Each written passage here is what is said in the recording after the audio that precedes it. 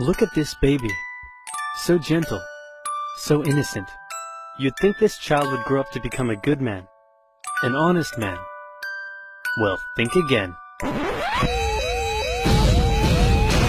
Hitler was born Adolf Hitler in 1889 in a small town in Austria-Hungary. His father, Alois Schicklgruber, was born out of wedlock, but eventually changed his name to that of his stepfather, becoming Alois Hitler. Alois was a mid-level Austrian customs officer, not really rolling in cash, but certainly rolling in women. He married a rich, older lady, but then immediately started having affairs, including one with a much younger house servant. A few years later, he left his sick wife to be with his mistress, but since the Catholic Church didn't allow divorce at the time, he couldn't marry her. So he waited for his old wife to die and had a child in the meantime. Then his wife died, so he married his mistress and had another child, but then his new wife got sick, so he employed his much younger cousin Clara to take care of her. Then when his new wife died, he immediately got Clara, his cousin, pregnant, and then married her. In that order, you rock star. Clara and Alois had 3 children together, who all tragically died while in infancy. So when the 4th child, Adolf, came along, Clara spoiled him rotten. The Hitlers had 2 more kids, and the family moved around a few times, meaning Adolf had to attend 5 different elementary schools. Adolf's father was strict, quick to anger, and took most of it out on the eldest son, until he had enough and ran away at the age of 14, leaving 7-year-old Adolf to do most of the chores and get berated by his father. The result was a difficult relationship with his dad, while he was super attached to his mother, who worried over him and his health excessively. Hitler did well in school at first. His grades were good and his teachers praised him. He was popular with the other kids and enjoyed gathering them together to play war games. He also loved reading, and particularly liked stories about cowboys and Indians. As he grew older though, he started to get into trouble. He was caught smoking once, organized a raid on a local orchard, tormented his pro-Austria religion teacher with symbolic gestures, displaying his allegiance to the idea of united Germanic people under a greater German state in defiance of Habsburg Austria. You know, the usual. All of this enraged Adolf's father, who punished him severely. The area of Austria-Hungary that Hitler lived in was once part of the German Confederation, and many of the people who lived there considered themselves to be German. Adolf tended to just go against whatever his father said, and since his father was an Austrian public official, Hitler got big into German nationalism. This enraged Adolf's father, who punished him severely. Around this time, a family tragedy struck. His 6-year-old brother, whom he loved a lot, died of measles when Adolf was 10, and was buried in the cemetery just across from their home.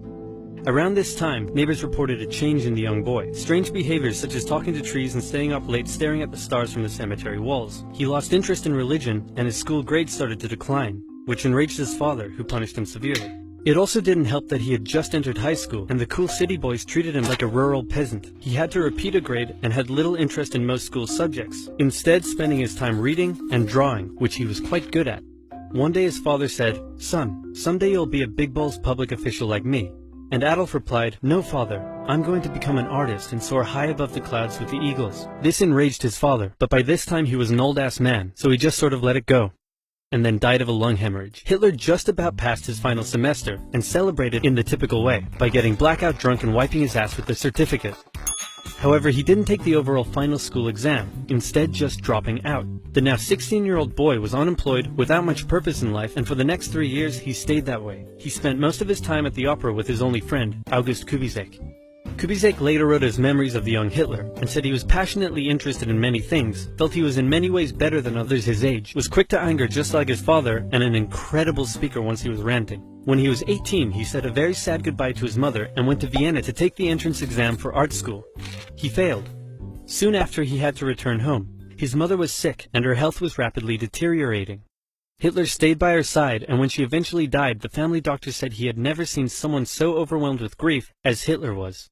Then Hitler returned to Vienna, still hoping to find a career in the arts, but he never did. Instead, without parental support, Hitler ended up on the streets. Now in his early 20s, he spent a few rough years living in and out of homeless shelters, making what little he could from selling postcards he painted. It's hard to pinpoint exactly when and how Hitler's extreme ideological beliefs formed, but his time in Vienna would have certainly played a role. Anti-Semitism was widespread in the city. The mayor, whom Hitler supported, was an outspoken anti-Semite. There were many right-wing, anti-Semitic newsletters, which Hitler took a keen interest in. He bought into the conspiracy theories, and became a firm believer in the idea that there are many races in constant struggle with one another, the purest of which were the German Aryan people, and the worst of which, he believed, were Jews.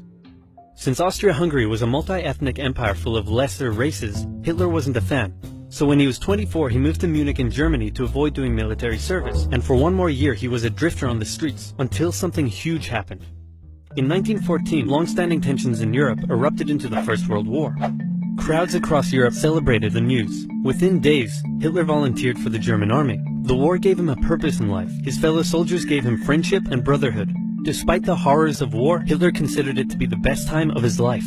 He was reportedly a brave soldier and was awarded the Iron Cross, first class. He was also very lucky and had many close encounters with death. His luck ran out in 1916, however, when an artillery shell injured his leg. He went back to Germany to recover and was outraged to find a general apathetic anti-war attitude among the exhausted and hungry German populace. With the war turning against Germany, he returned to the front lines, but was temporarily blinded by a British gas attack in 1918. A month later, still recovering in hospital, Hitler learned of Germany's defeat and surrender. The terms of the peace treaty were tough on Germany. It had to pay a lot of money and lose a lot of soldiers. These conditions weakened Germany and humiliated the German people. Europe's borders changed after the war too. New countries were formed out of Russia's lost territory, Austria-Hungary was dissolved, and there was one big new country splitting Germany into two. Hitler, seeing the country he loved humiliated like this, said that hatred grew in him for those responsible, by which he meant communists and Jews, who he believed had stabbed Germany in the back by spreading dissent and anti-war propaganda back home.